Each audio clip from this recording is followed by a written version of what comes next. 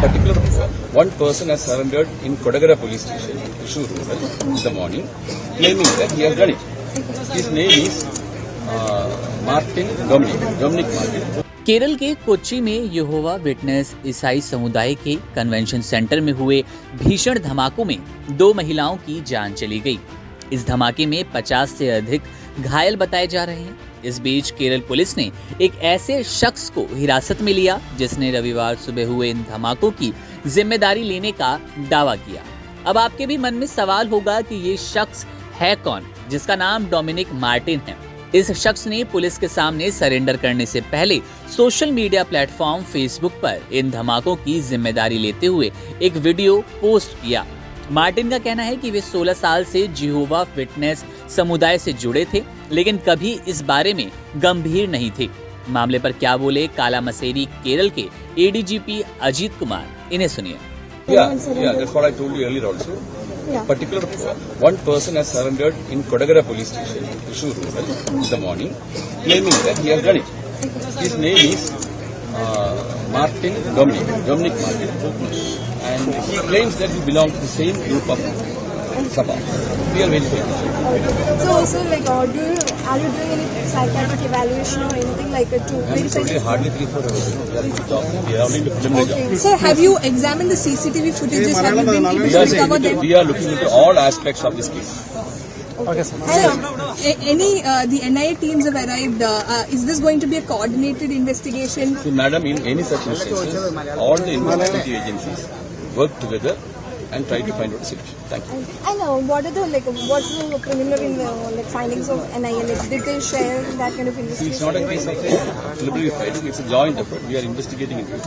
So far, this is what the information which I can get. So, did you get any information about the materials used in the blast?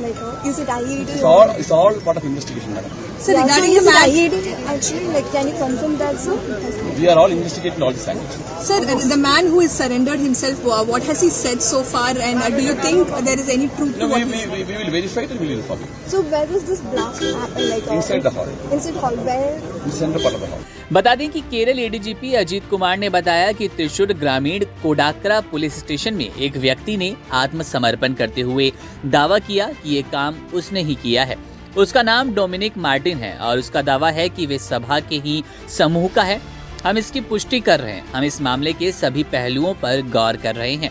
विस्फोट hall के मध्य भाग में हुआ।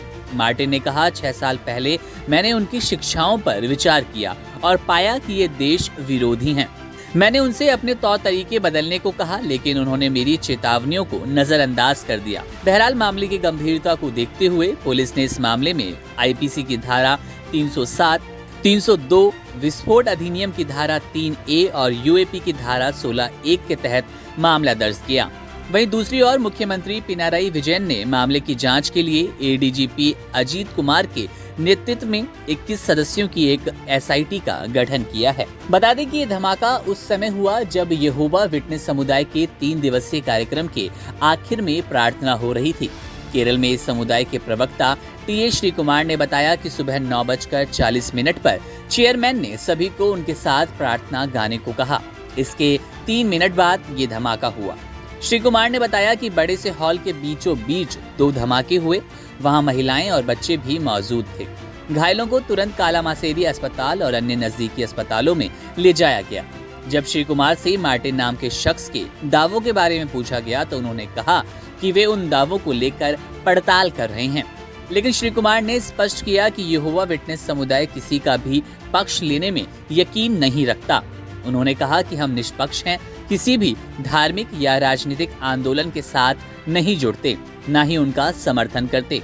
हम किसी के खिलाफ नहीं हैं। हम मानते हैं कि हर कोई अपनी मान्यताओं का पालन करने के लिए स्वतंत्र है। उनका ये बयान सोशल मीडिया पर हो रही उस चर्चा के बीच आया जिसमें दावा किया जा रहा है कि धमाके इसलिए हुए क्योंकि उन्होंने इजराइल गाजा संघर्ष को लेकर शनिवार को एक प्रार्थना आयोजित की थी। बहरहाल इन सब के बीच डोमिनिक मार्टिन चर्चा के केंद्र में है। एक ऐसा शख्स जो कहीं न कहीं यहोवा विटनेस ईसाई समुदाय में परंपरा, नियम, कानून चले आ रहे हैं, उनका विरोध करते हुए इस तरह के हमले को अंजाम दिया। बहरहाल इस खबर में इतना ही। ऐसी तमाम बड़ी अपडेट्स के लिए आप बने रहिए वन इंडिया हिंदी के साथ।